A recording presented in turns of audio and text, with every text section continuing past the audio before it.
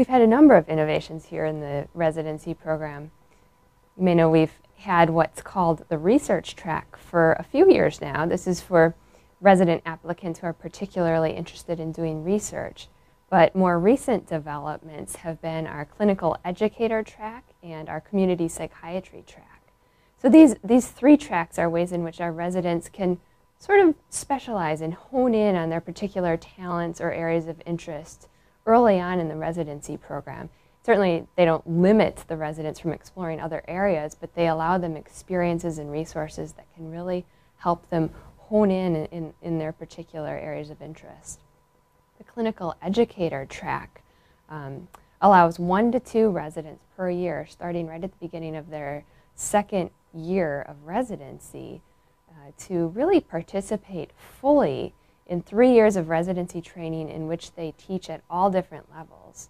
They're assigned a faculty mentor who's especially adept at teaching, and with that mentor they actually design and implement an educational project in which they look at the residency program or maybe look at the medical school psychiatry curriculum and figure out where we're missing something, where they might want to fix something or improve it.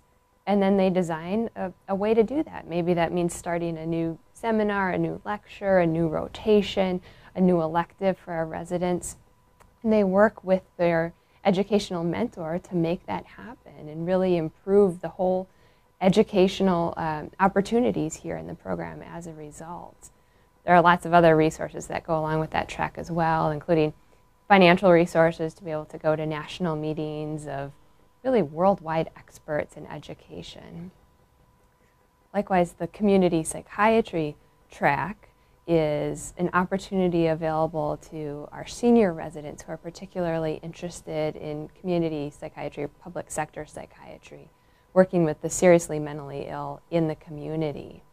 You know, Madison is actually essentially the birthplace of community psychiatry. This is where the ACT program, the Assertive Community Treatment Program, was first started. And so how appropriate is it that we're one of the first in the nation to develop a community psychiatry track for residents especially interested in this area?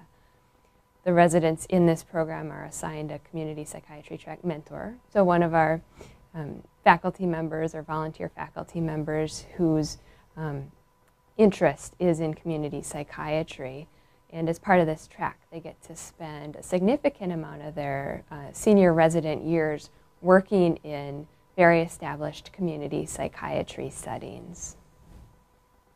Another way in which I've been lucky to be involved in the residency really is helping to facilitate the interactions between our psychiatry residents and the medical students.